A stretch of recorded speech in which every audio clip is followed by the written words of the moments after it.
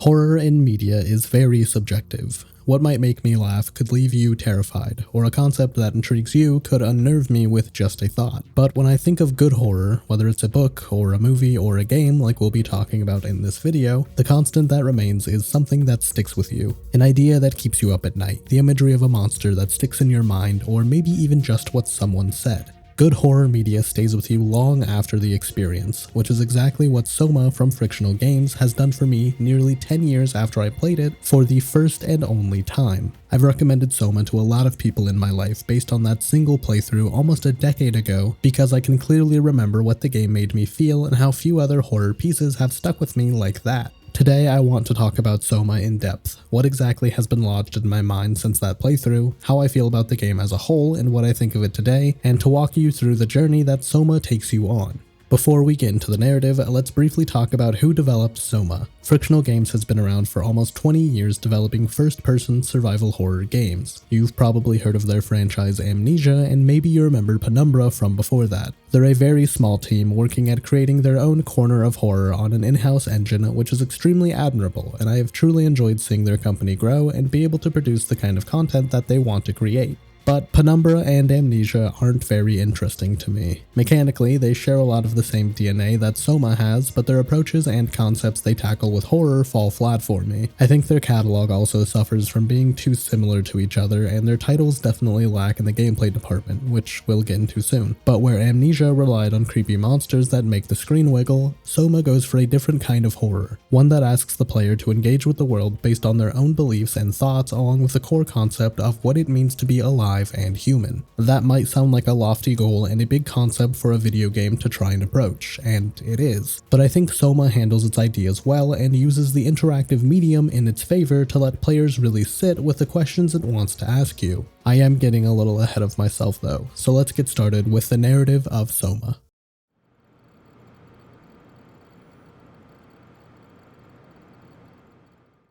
I think the story in SOMA and what it asks you to think about are the only real driving forces to play the game. That might sound harsh, or maybe it sounds obvious that the story in a game is the main course, but really I think the video game here is just a vehicle for an interactive story. Playing SOMA isn't very fun or interesting, but again, the ride it takes you on narratively is worth putting up with the constant lows of awkward stealth sections in the dark along with the rare highs of great atmospheric tension. With that, this video is mostly going to be about the narrative in the game. I will have a separate gameplay section later, but there isn't a whole lot to talk about, and what I do have to say isn't going to be very in-depth because of that. So here's a spoiler warning up front. The story in SOMA is the only reason to play the game, and it gets going right at the start while keeping the intrigue through to the end.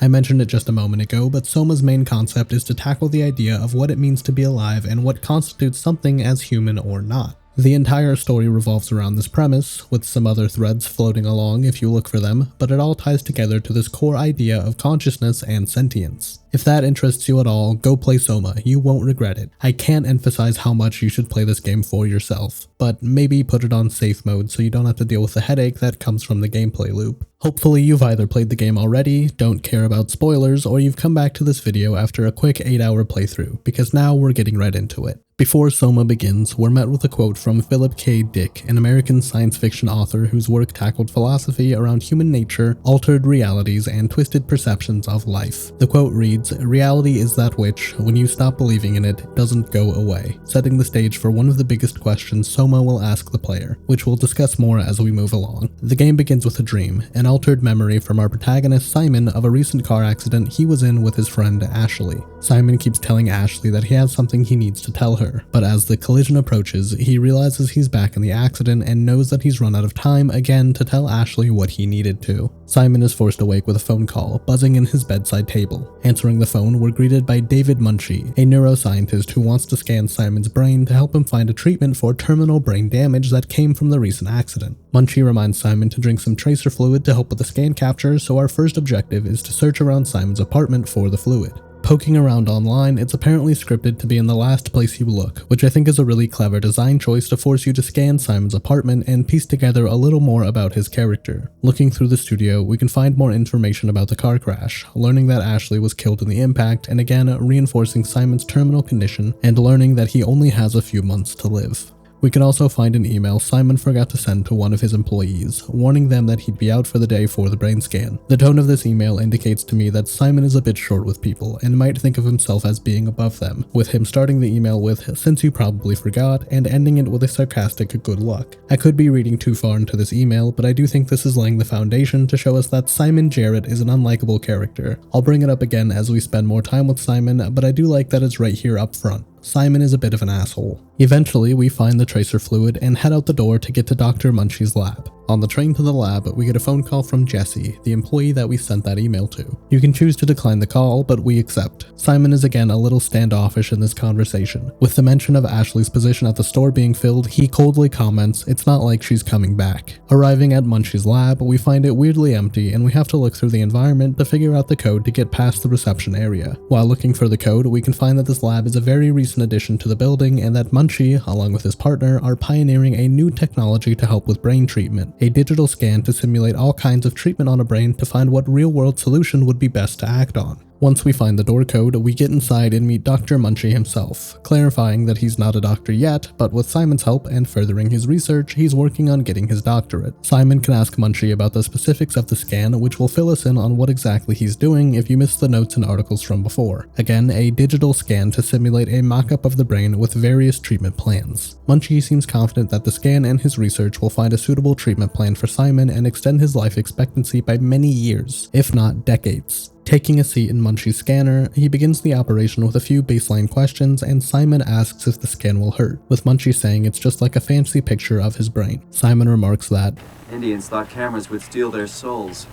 And with that, we seemingly wake up inside of a different office. Simon calls out, getting out of the chair, and starts looking around to find out what happened. Turning on the lights, we find that we're in a futuristic lab in an unfamiliar setting, complete with a splattering of blood on the floor and black mold growing from the walls and ceiling. Looking around a bit more, we find that the building we're in seems completely abandoned, with debris and bodies covering the halls. Simon finds a nearby intercom and can seemingly interface with it to relay a recent message, hearing a conversation about sealing off entrances and hallways from something inside the building. Simon's ability to interface with technology and sometimes with corpses in this way leads you to the overarching plot of what happened here in the facility before Simon's arrival, which I'm not going to dive into too much. It is interesting stuff and fleshes out the world here in SOMA along with answering a lot of questions with exposition for our journey, but most of it won't be relevant to my retelling and guiding through the major themes of the story. If they are relevant, I'll be sure to bring it up, but just know, sometimes Simon can hear old conversations and can even listen to the last moments of someone's life, and that will occasionally give us the information we need to progress. Continuing through the area, we find an Omni tool which functions as an access card for Simon, along with a few other tricks we'll pick up along the way. The Omni tool unlocks a way out of the lab for us, and we get the reveal that we're now actually deep underwater in a power plant for a research facility. If it wasn't clear enough that we're far in the future with the tech and architecture we've seen so far, it's definitely clear now. Simon woke up somewhere and sometime far from where he was. Pushing forward, we find a robot stuck on the ground and covered in the black ooze we've seen leaking throughout the facility. Attempting to talk to the robot, she's unresponsive but sounds human with some forced, labored breathing. The robot lays on the ground, trying to move its limbs through raspy breath, and we find that the robot is plugged into a nearby terminal and sapping its power supply to stay alive. We assume the terminal will help us progress, so we're forced to unplug the robot from the wall, with the robot speaking out and asking why we're hurting her, even begging and saying that she needed the power until she fades offline. This moment is clearly here to surprise the player with a cruel action on something that might have been sentient, asking you to question if you did the right thing. I'm going to talk about this moment a bit further, but stay with me till we get to another sequence coming up. With power directed to the terminal, we're able to contact someone outside of the power plant, calling a woman named Catherine inside the Lambda facility. Catherine wants to speak to us further, but our connection in the plant isn't great, so she directs us to the comm center upstairs from us. We avoid a hostile robot along the way, and upon finding the staircase to the comms room, it's locked down due to a power failure. Looking around for a way to fix the power, we overhear a voice calling out for help. Approaching, we find a robot pinned to the ground and disabled, though still online enough to speak with us. Talking to the robot, he introduces himself as Carl, with Simon confused by his voice and asking if he's human. Carl doesn't understand his question, Obviously, he's a human, and the two go back and forth on what's in front of Simon, with Carl adamant that he is a human being. Simon moves on from his appearance and asks Carl how he ended up stuck, with Carl telling us the last thing he remembers was remoting into a robot. Now suddenly he's woken up here. Simon again tries to tell Carl that he might be stuck inside of a robot, and Carl still refuses that claim, asking Simon to find some medical help. Searching the room, we can find a switch for the power, and when we hit the switch, Carl is immediately electrified by the cord running over his body. If we turn the power back off, we can talk to Carl again and apologize for the accident, asking if he needs a mechanic to help. Carl screams at Simon this time, telling him to find him some medical attention. To proceed, we have two options. We can fire up the switch nearby and electrocute Carl to power the comms door nearby, or we can go a bit out of our way and disable the power, keeping Carl online, to then reroute power to the comms door, which will allow the hostile robot from earlier to pursue us, but will keep Carl from feeling any pain. This is obviously an extension from the trick the game just played on us. Are we willing to hurt something alive and seemingly sentient, something that believes they're human, in order for us to proceed? Carl is the next step in that question from the robot earlier, an actual speaking thing that is adamant about his humanity. Are you willing to put yourself in harm's way to spare a robot from suffering? What about a human? What about something that's somewhere in the middle? The first robot we met didn't speak to us, which made the act we had to do a little easier to swallow. But we can hear Carl scream in pain if we decide to go the easy route, all the way up to the comm center. It's questions and thoughts like these that make SOMA an interesting game, an interactive medium that lets the player impose their own beliefs and thoughts on how the story plays out. Maybe not in any impactful way with branching paths, but in a way that asks you to think about your actions past an A or B route. Instead, you're choosing what you think is right or wrong for a given scenario. SOMA continues to play with these questions and progresses them further as the game goes on, which is why I really love this game. A lot of games can give you grand moral dilemmas for you to try and navigate, but SOMA gives you personal, introspective questions that you're forced to think about to progress. Regardless of what you chose for Carl, we can get inside the comm center. Simon calls Catherine and tries to get some more answers about where he is and what's going on. Catherine seems just as confused about how Simon got here in Pathos 2, the name of the facility we've been wandering through. Catherine asks if he came straight from Toronto, which Simon says yes, and then Catherine asks if he's seen anyone alive around. Before they can continue, the comm center suddenly shakes and begins to collapse. Catherine tells Simon to get to the Lambda facility to find her, directing us through the shuttle system connecting the buildings. The comms room erupts and Simon is swept out into the ocean. Looking down at himself, he sees his hands differently, suddenly appearing as black gloves inside of a diving suit. I like this reveal that Simon's body isn't what we've been perceiving it as, but I think it would be more powerful a little later on. I think moving around some plot pieces and keeping Simon inside the facility, not forcing us into the open ocean so soon, would be an easy way to keep this reveal under wraps just a bit longer. But I do understand the thought to set this idea up and the potential desire to give the player a new environment to explore. Pushing across the ocean floor, we find the shuttle station, again, seemingly running on insufficient power. Following the power lines, we find a familiar setup, someone using the auxiliary power cables to power themselves. Only this time it's a real, breathing human being. Speaking to Amy, she tells us that she had an accident trying to get the power on for the shuttle and that something won't let her die, with an external lung seemingly pumping oxygen into her and cables plugged into the wall to power her life support. She begs Simon not to hurt her and tells us to get her medical attention. This is again an extension of the question we've been asked before, pushed to its limits. Now we have a real human being in front of us, no question about that, who's impeding our progress with the power she needs for her life support. This time though, it's not a question to spare her of pain, it's whether or not you think she should be kept alive at all. She says herself that she's not allowed to die. She seems grafted to the wall with this black growth and she's attached to an external lung to keep her breathing. It's a question of whether or not you think that's a life worth living, a stationary, disabled, and painful life. Your choice here is to either unplug just enough power to enable the shuttle or to fully unplug Amy's life support to let her die. Again, it's interesting stuff. It's slowly guiding you into questioning your own beliefs on what is a life and what is worth keeping alive, guiding you into pushing that boundary closer to something real in your life, potentially asking you to think about it in more personal, realistic terms. These opening hours are fantastic for SOMA and its themes that it wants you to think about, and I think it only gets better from here. Proceeding from Amy, we board the shuttle to Lambda Station, which crashes or powers down depending on what we chose with Amy, which I do think is a fault of some of the decisions here in the game. Like I mentioned before, we aren't really picking branching paths for the narrative, just answering the questions against our beliefs that SOMA presents. I do think it's a bit of a missed opportunity to flesh out these decisions to have more long long-standing effects in gameplay, but the point of the game is to bring on these questions immediately in you,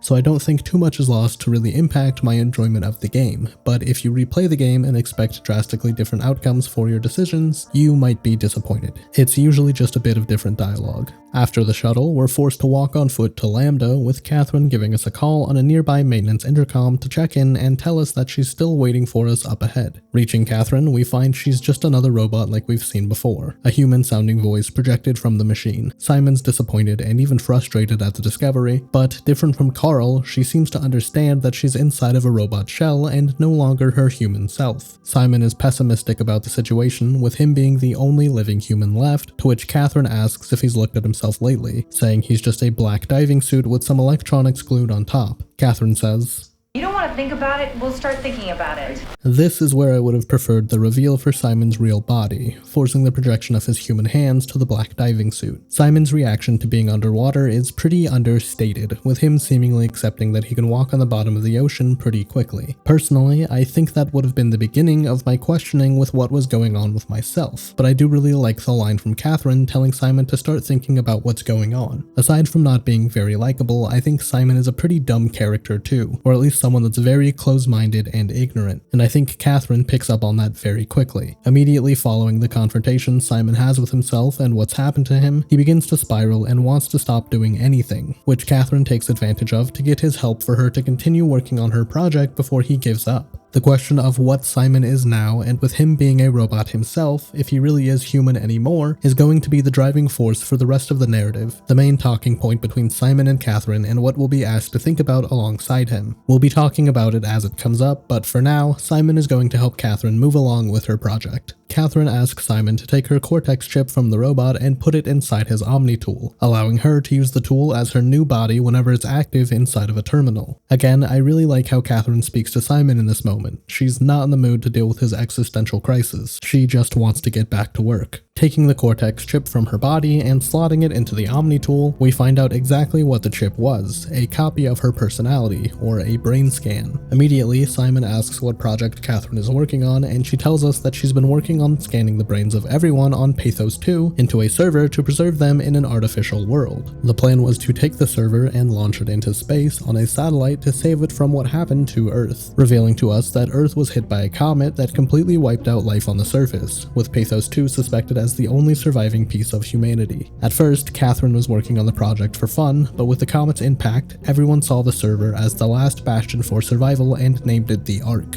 Catherine explains that the version we're speaking to, the version of Catherine that we have now, is from an early brain scan of herself, so she has a gap in her memory from when she did the scan and right now. So her goal currently is to find out how far along the original Catherine got. Catherine asks Simon to check on a terminal in another room nearby, and the two talk a bit more about Simon's situation, with Simon telling her that he went in for a brain scan in 2015, and during the scan, he seemed to suddenly appear here. Catherine doesn't seem to understand how Simon got here any more than we do, so the two drop the subject for now while we find the computer we're looking for. At the terminal, we can dig into a couple of different things about the Ark, starting with some interviews with some Pathos 2 residents with their thoughts on the project. The first two have some reserved optimism about it, but the final interview interests me the most. Catherine asks a man named Mark Sarang his thoughts on the Ark, with him explaining to us that he believes this is the truest form of survival available to us, that existing in the artificial world of the Ark is the next step for humankind. Sarang's beliefs will come up a bit more later, but I do think it's important to get this idea in your head now for you to be thinking about it for yourself. This thought that the artificial world could be the next great chapter of humanity. We can also find some renders of what the internal world of the Ark will look like, some schematics for how the Ark works, the projected plan of how to launch it, and lastly, a calibration survey for someone who just woke up inside the Ark simulation. I like the placement of this survey here right after we confirm that Simon is in a different body and not quite human anymore. The survey goes through some basic questions that gauge how you feel about a new consciousness and perception of self, as basic as those questions could be, I guess, with answers ranging from positive responses, confused responses, outright negative answers, and somewhere in the middle. I really like this survey. It's another means of introspection and reflection for the player, if you're able to put yourself in Simon's shoes and answer as if you were in his place. I don't know how I'd feel in this situation, obviously, but I do like that I'm being asked to think about how I would feel. The survey is also tying back to the quote from the opening of the game,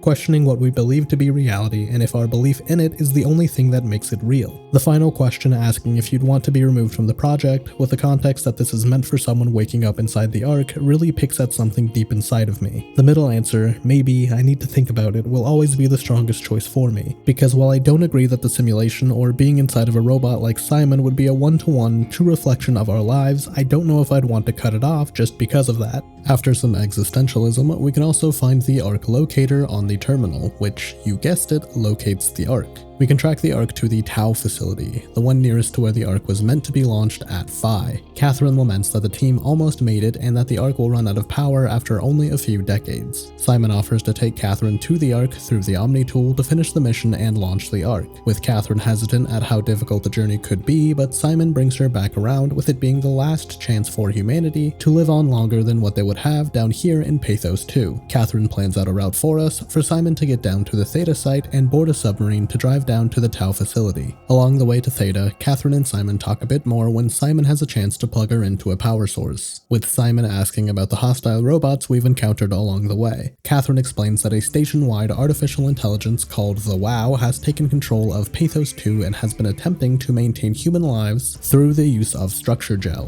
the black substance we've seen throughout the facility as well as on robots and the human bodies that we've found. Structure gel was an end-all solution for technological and mechanical repairs, but at some point, the AI began using structure gel for medical needs too, leading to the bioorganic messes we've come across like Amy and her artificial lung. I'm gonna get ahead of the story a bit here to talk about the WOW because a lot of the exposition and context for it are found throughout those audio logs and reading terminal pages, which isn't very interesting for me to read or recite verbatim, so I guess I'm spoiling a little something we'd find out a little later. The WOW began using pilot seats as makeshift brain scanners, these being the seats that crew members would use to remote into robots and machines. Through the corrupted pilot seats, the WOW began uploading brain scans for anyone that died into random machines, then furthering their confusion and corruption with structure gel, creating new monsters and life forms entirely. We encountered a first-hand example of this with Carl, him saying his final memory was remoting into a robot, then waking up on the floor where we found him, now understanding this as his consciousness transferring to the disabled robot. I like the WOW conceptually, an AI given too much power and taking on too much responsibility without the human element so that it can't fully understand its actions past binary options, alive or dead. The way the WOW sees it, Amy was alive, Carl was alive, and all the freaky robots walking around here are alive too. It makes the big villain of the game kind of a question more than anything. Is it doing anything wrong by trying to preserve human life the only way it knows how? Or is it corrupting and perverting the idea of human life by forcing them alive through mechanical bits or even placing them outside of their original bodies? I do think having some of this information being more outwardly available to the player past those audio logs and journal entries would go a long way in making the WOW an even better presence in the game, but I understand not wanting to bog down the player with exposition if they're really getting into the main narrative, because without the context of the WOW, I think the story stands just fine on its own. Continuing on the way to Theta, we find a way into the facility through a cargo transport vehicle, but we don't have permission to guide the vehicle without a proper access chip. Catherine asks Simon to use a nearby stun baton, more like a taser, to disable a nearby robot and take their chip. The only nearby robots are a friendly little drone that's helped us open up some doors and a robot with a human brain scan that's partially disabled, seemingly with low functionality and processing capability. I didn't know I could shoot the little drone, so I shot the human robot for this playthrough. Whoops. But anyways, this is again pushing that question of how we value human life now. Do we want to destroy a robot that's fully functional and helpful, or are we willing to end a human's consciousness inside a less than friendly disabled robot? Firing at the disabled robot, he reacts in pain and again is testing the waters for how far we're willing to push on what we need to progress. With the access chip in hand, Simon asks Catherine if she would be able to do what he just did, and Catherine says that if she had to, she would. Simon begins to question how different they and the robot really are, with Simon finally asking how human he still is if he's inside of a robot body. Catherine really doesn't care to have this conversation and asks Simon to get moving along towards Theta, which creates some distance between the two. Catherine tries to steer the conversation back to their plan, but Simon is still thinking about how he still feels human but understands that he's not anymore. Catherine tries to explain that the gap in perception from his original body to his new mechanical one is likely being filled in by sensations that he remembers as a human. So while he might not actually hear things or be speaking from a mouth, he can process that stimuli in ways similar enough to the human body that it feels the same.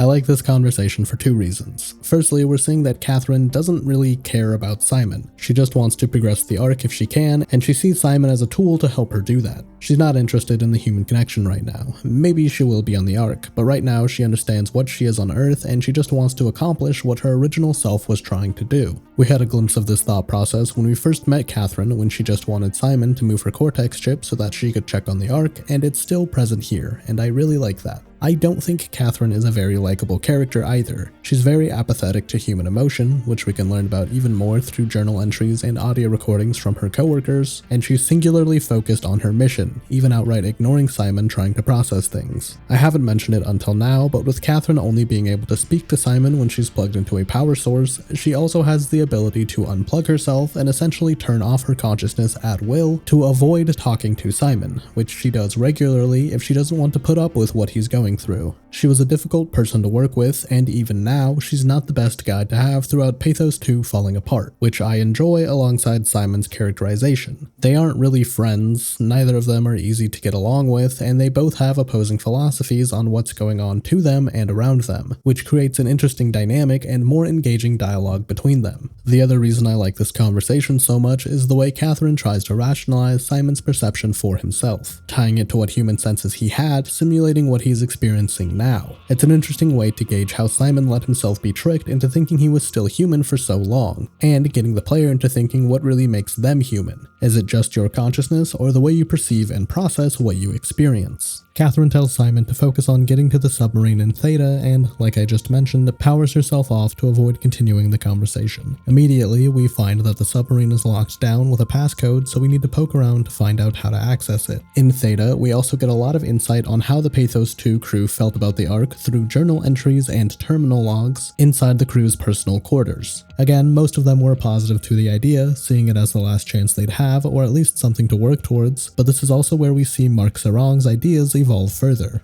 Amongst Sarong and a few other crew members, the idea of transference began to pop up. The thought that if you died as your brain scan completed, your stream of consciousness would be transferred into the arc once it was uploaded, essentially creating a seamless transition between your human life and life on the arc. Most of the crew understand the brain scans as a copy of yourself that would continue on past you, but with that twisted idea, a lot of crew members began killing themselves in various ways as Catherine finished their scans, leading to the arc project being temporarily shut down. As the player, we have an idea of this transference with what happened in our perception as Simon in Munchie's office transferring directly into the Simon we are now. It's an interesting thought, but not one that goes very far for me personally. It's explored a bit more later, so I'll leave my thoughts for when this transference idea comes up again. To get the passcode for the submarine, Catherine has the idea to speak to the brain scan of someone that might know the password, uploading their personality into a simulation and speaking to them directly. We land on Brandon Wan, formerly an engineer on Pathos 2. Speaking to Brandon, he immediately recognizes that he isn't alive on the arc like he was promised, and the simulation gets shut down with his stress level getting too high and overloading the simulation. Simon immediately recognizes this as us effectively resuscitating Brandon and him dying with an overloaded simulation, with Brandon in the simulation being the perfect scan that would otherwise be on the arc. This is one of my favorite moments in the game. I'm sure I'm not alone in that, but this is one of the few scenes in SOMA that hasn't left my mind since I played it 10 years ago. Catherine pushes Simon to keep activating Brandon's scan so she can ask him for the passcode, going even further with us getting digital worlds to simulate a less stressful environment and even using a voice synthesizer to impersonate his partner to get him to feel more comfortable. Each time we fail, Brandon gets too stressed and shuts down the simulation, killing himself and forcing us to resurrect him each time, back at the beginning. This is one of the scariest scenes in SOMA to me. This abuse of power and trust from Catherine to manipulate and use someone that she knew in a way that she knows she can twist the ethics out of. Brandon's existence while we're here trying to get the passcode is being scared that he doesn't know where he is, worried that the arc didn't work, distrusting of Catherine and then dying, just to be repeated until we get the outcome that we want through manipulating him into thinking he's safe and okay. It's terrifying and I love every second of it. This is some of what makes SOMA worth experiencing experiencing. Once we've found the right formula to get Brandon to tell us the password, Catherine gives us the choice in erasing the simulation or leaving him active on the computer. And Simon asks Catherine if what Brandon was is all that they are now, just simulations of their previous selves. Catherine quickly says, even if you are a simulation, it's a simulation of you, so what does that matter? And we continue to the submarine. Unfortunately, since nothing seems to go our way in this game, the submarine is quickly a bust too, with a brain scan having been uploaded to the submarine and seemingly getting its stress level too high, leading to the sub being disabled and destroyed. So we need a plan B, and good thing Catherine already had one. Now our only option is to head to the Omicron facility and to ride the Climber, a deep sea elevator, and to get a power suit for Simon to withstand the higher pressure down at Tau. Before we leave Theta, we find Catherine's old lab with a prototype of the Ark. Catherine wants us to spin up the prototype to find out how her original self was transferring the brain scans onto the Ark, since she hadn't figured that out when she had scanned herself. In the room, there's also a machine for Simon to scan himself, so Catherine can find the best way to scan and upload his brain to the Ark. During the scan, we find out that Simon's physical body is the corpse of one of Catherine's coworkers, Imogen Reed, along with some electronics and a Cortex chip jammed into her skull.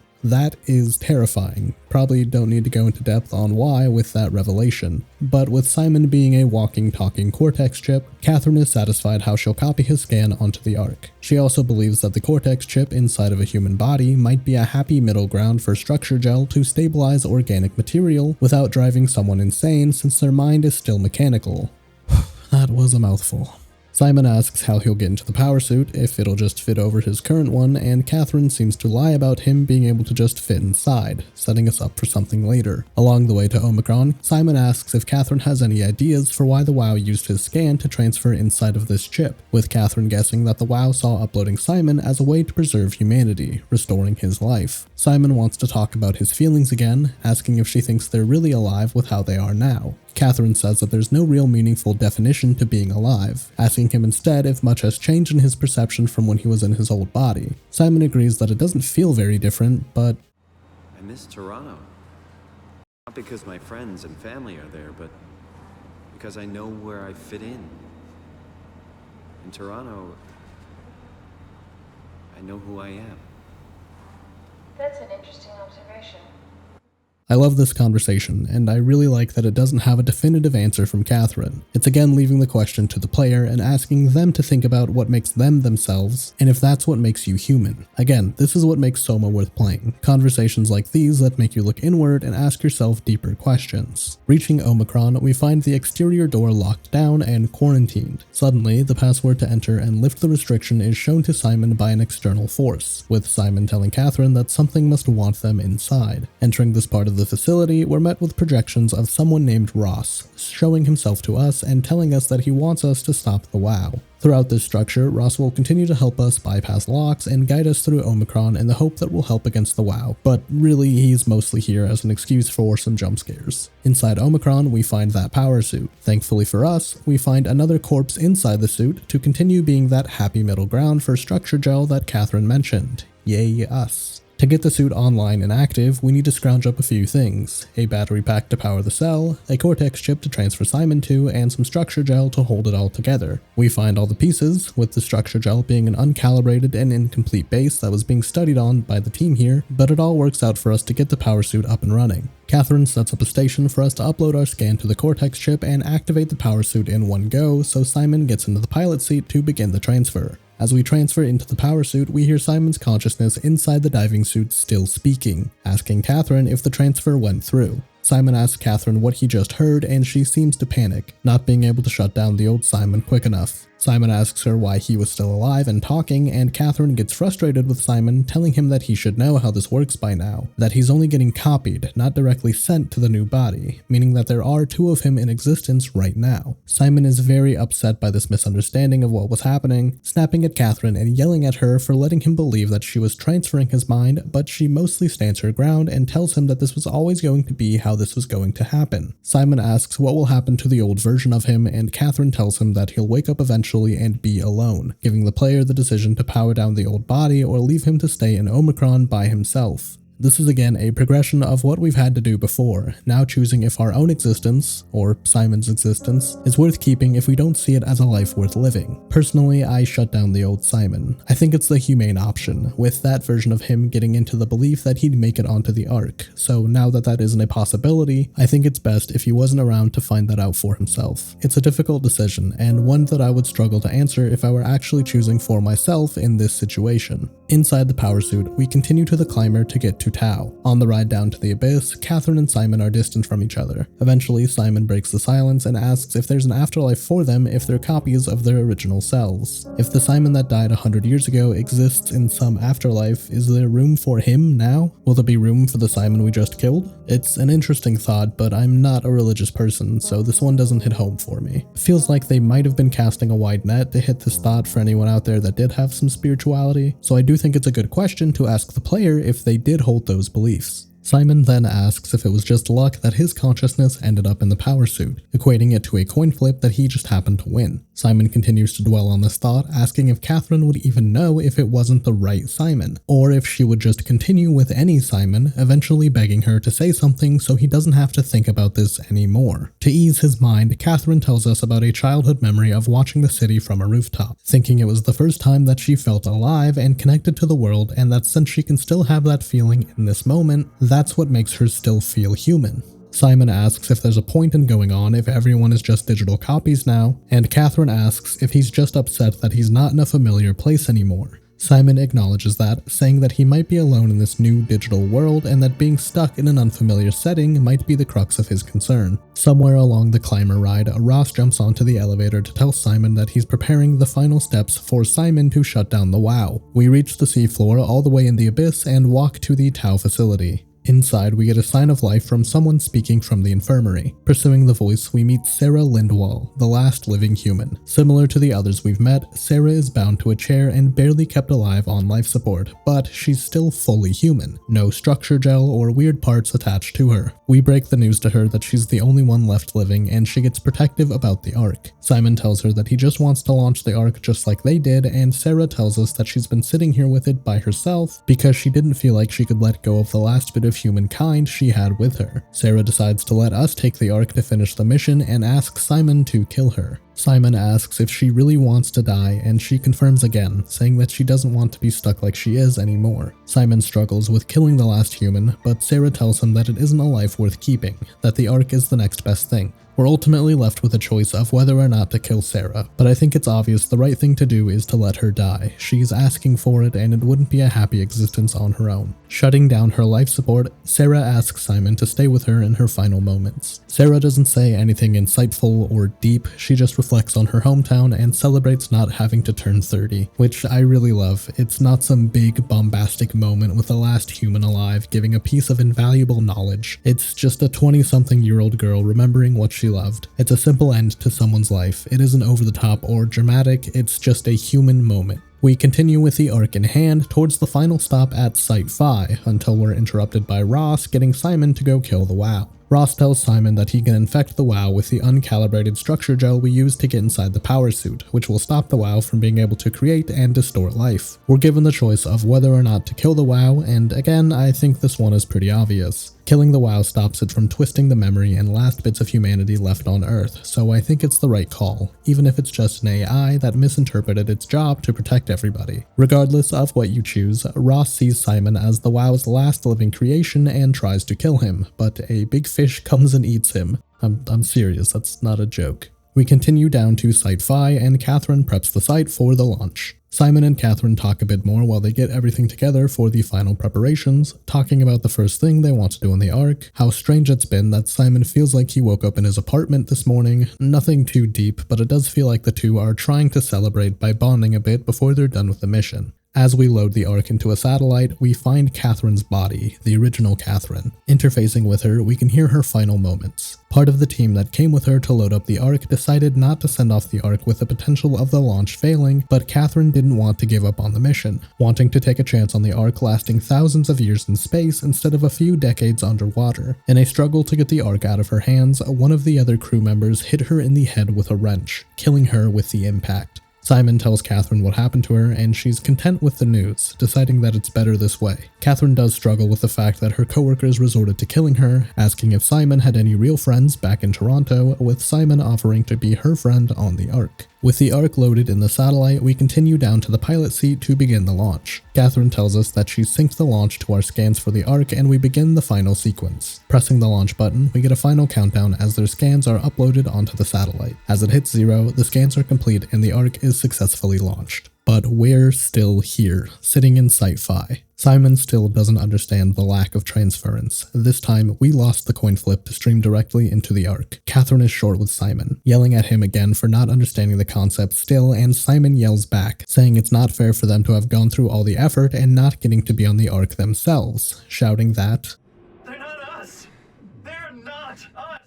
Simon shouts at Catherine, swearing at her for lying to him, and she again defends herself, getting too stressed, shutting down and breaking the Cortex chip in the Omni tool. As the game fades to black, Simon begs Catherine not to leave him alone at the bottom of the ocean. I love this ending. It still makes all the hair on my body stand up hearing Simon ask for Catherine to come back as he realizes what just happened. Even just rewatching this ending over the years, it still hits that deep feeling of dread in my stomach. It's honestly a perfect end to an existential, introspective, terrifying narrative that constantly forces you into uncomfortable situations. Well, it would be the perfect ending. There's a post-credits scene of Simon's consciousness waking up on the Ark. Simon wakes up, happy and excited to check out his new surroundings, and we find the calibration survey from before along our path. It's the same questions as before, asking how comfortable we feel in our consciousness and our general feelings on the process of continuing in a new body. I feel the same in some ways when trying to put myself in Simon's position, but there is a bit more hope in me with the Ark being a more peaceful setting than what we found on Pathos 2. I'll show my answers side by side for the surveys, but I think I end up remaining unsure if I'd want to continue with this life knowing it isn't the one I always had. Simon continues down the path and meets Catherine. She greets him warmly and the game fades to black as Simon approaches her. We then see the Ark floating above Earth in empty space, above a destroyed planet, drifting away out of focus, showing us what humanity has amounted to.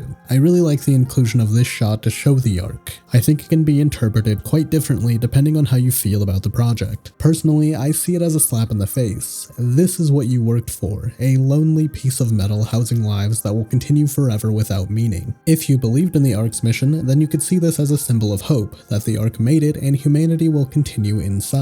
I appreciate that the Ark is shown like this to let you get your own meaning out of the ending, with the unfortunate inclusion of seeing Simon happy on the Ark. I think having the balls to just end the game with Simon begging for Catherine on the ocean floor would have been a perfect ending. I think the addition of seeing Simon on the Ark slashes all the momentum built from that initial pre-credit ending and Simon's ignorance with the copies, and I think this final shot of the Ark in space salvages that slightly, again, if you follow the same line of thought that I do. As a whole, the narrative in SOMA is nothing short of spectacular. I'm not sure if I've played a game that's made me think so much about myself and my own existence and really question what the hell I'm even doing here. Hopefully, I've conveyed my thoughts thoroughly on the main beats throughout the story, and hopefully it's guided you into thinking about some of those questions for yourself, if you hadn't already. The pace of the story is slowly building its questions by layering the same scenarios with higher and higher relatability to your own existence is genius, easing you into the confrontation you'll have with the big questions of what makes a life valuable and what makes someone still human. Other forms of media have approached the same questions, but I don't think I've seen it asked in such a compact and meaningful way in a video game before. SOMA makes great use of the interactive medium in games to let the player project their own thoughts and feelings into the story, but it definitely falls flat as a video game in my eyes. So let's get right into talking about the gameplay in SOMA.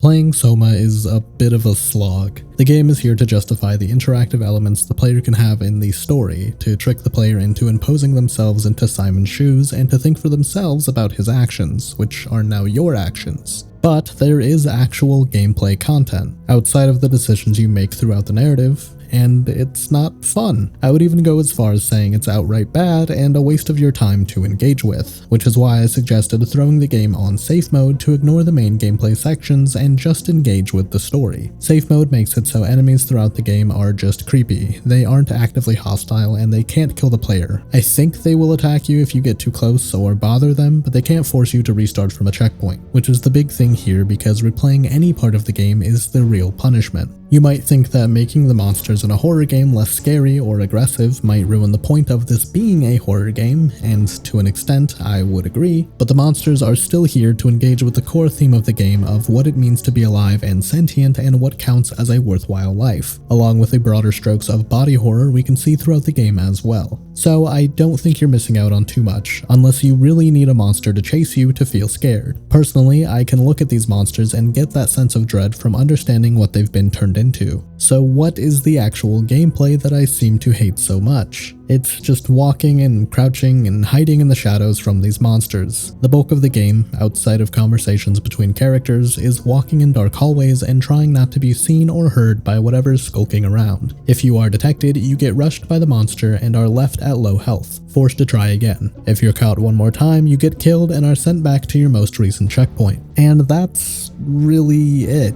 The monsters work on standard line of sight and sound detection, with you being able to throw objects in the environment to distract them, but otherwise you're just forced to crouch through these sections to get around their patrol paths. Sometimes there will be branching paths and hidden routes for you to sneak by more effectively, sometimes you just have to wait for your moment to walk past their idle point. Again, it's not fun and it isn't engaging to play. It's more frustrating than anything that I have to sit and wait for something to keep moving just so I can go into the next room. I think an easy way to improve on this would be giving the player a more active role in these encounters. Not quite Resident Evil levels with me shotgunning the back of a robot's head, but maybe something where you could play with the theme of the game of what these lives are worth to you. Like, instead of just asking me to avoid the robot-human hybrid, maybe I could have the option to kill some of the creatures with the environment, like trapping one in an airlock so it's electrocuted when it comes into contact with water, giving me an easy out from the hide-and-seek gameplay if I'm willing to kill something that could be seen as sentient. I think that would be a great way to continue to play with the major ideas in the story while giving you more engaging gameplay if you're uninterested in the constant cat and mouse chases. And that's just an idea off the top of my head. I don't mean to play armchair game designer. I just really dislike how the enemies are used throughout SOMA, and I think they could use a little more weight to the encounters past avoid X to get to Y. When you're not crawling through the dark to get to the next dark room to crawl through, sometimes you're forced to solve a puzzle which can range from an environmental-based solution to a simple thinking game. I like these fine. They break up the pace of exploring Pathos 2, hiding from robots and talking to Catherine, so I don't have much to detract from them. I do think that some of the puzzles can be esoteric in their solutions, like calling the Zeppelin to get into Theta took me way longer than I'd like to admit, but that could just be me missing some obvious cues. Otherwise, I think they are a good inclusion to pace out the content of the story and how you get through the facility. And speaking of getting through the facility, I really love how little the game guides you throughout the entire runtime. You're really forced to explore and search through things to find where you need to go and how you'll get there, like finding codes and messages from Pathos 2 crew inside their lockers and on their computers. It's a very linear game, and the levels have mostly linear design to them, but I like that you're left to your own devices to get through. There isn't a single objective marker or big green arrow pointing you to the door you just got the code for. It's great.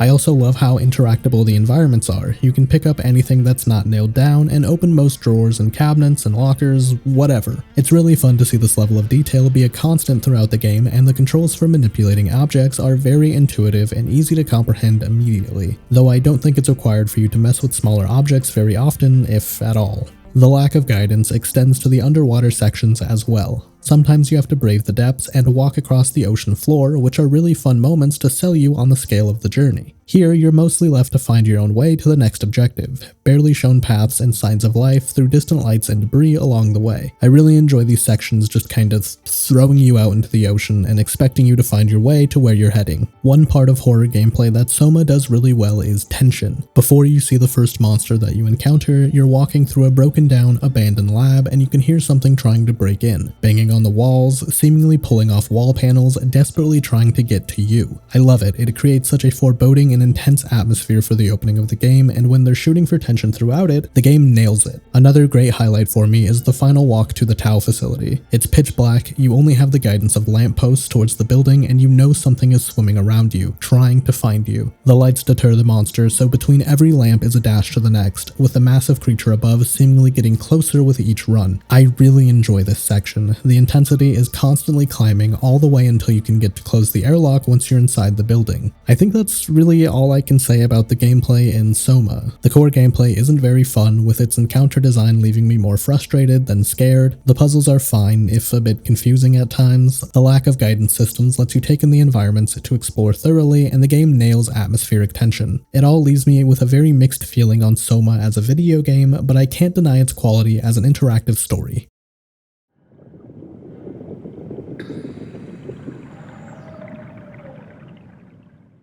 SOMA has aged really nicely in my eyes. It's a fantastic use of a slightly stylized, realistic art style, combined with deeply detailed and thought-out environments to make everything feel real. Walking through Pathos 2, you can immediately see all the thought that went into the design of how everything looks. From where crew members would sleep, their workstations, even the bathrooms. Everything has a consistent design to it with this utilitarian tech feel that I love. It would feel oppressive even without the horrible conditions down here. And speaking of, the horror throughout the environments is great. Structure gel oozing from the wall, corrupting anything it touches, people grafted into the floor, barely kept alive by mechanical organs, the deep dark reaches of the ocean just feet away from you, it's all fantastic, and it drives a great feeling of horror through visuals alone. I really love how methodical everything is for the player too. When you open a door, you have to cycle the airlock, let the water drain, get the air pressure back in here, watch each lock turn and click into place, and then the door finally opens. This level of detail extends to most interactions you have throughout the game, like clicking through a computer and forcing you to open each prompt window, manually dragging cords to power the console you're working on, and I love it. It could just be a weird thing that I appreciate, but I love when a game tries to sell you on the world through your actions like this.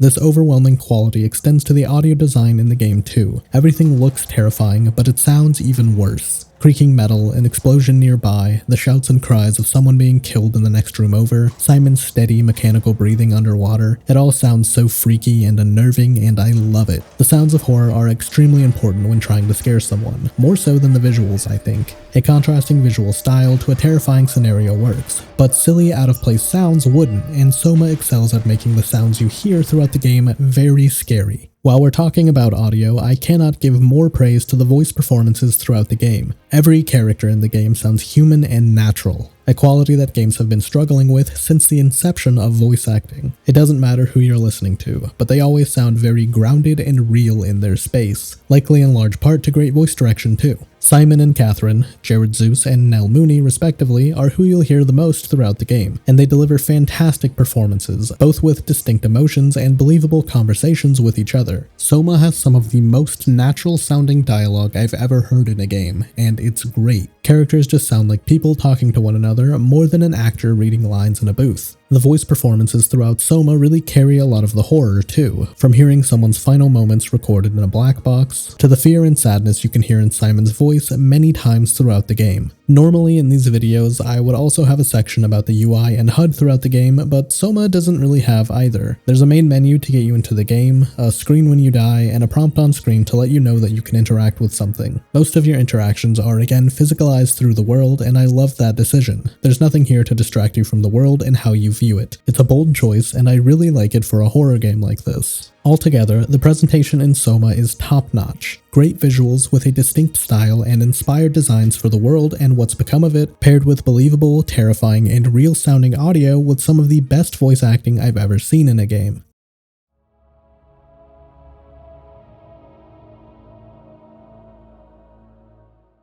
And that will be a wrap on SOMA. It remains to be one of the most interesting story-focused games I've ever played, with a narrative that could stick with you long after you finish it. It definitely stuck with me. It's a game that approaches concepts that aren't exactly new or entirely foreign to me, but puts them in such a way, inside the interactive medium of video games, that elevates it to a higher level than something else could. I do think Soma is a boring video game when looking at it solely for entertainment value. The gameplay is not fun and it's very minimalistic in its design, but I don't think the story here could be told in anything other than a game, again leveraging that interactive angle. Combined with its fantastic and unique storytelling, inspired visuals, and terrifying audio, and despite its lackluster gameplay, it stands as a testament to games and the power of interactive storytelling, with Soma ending up as one of my favorite games to this day.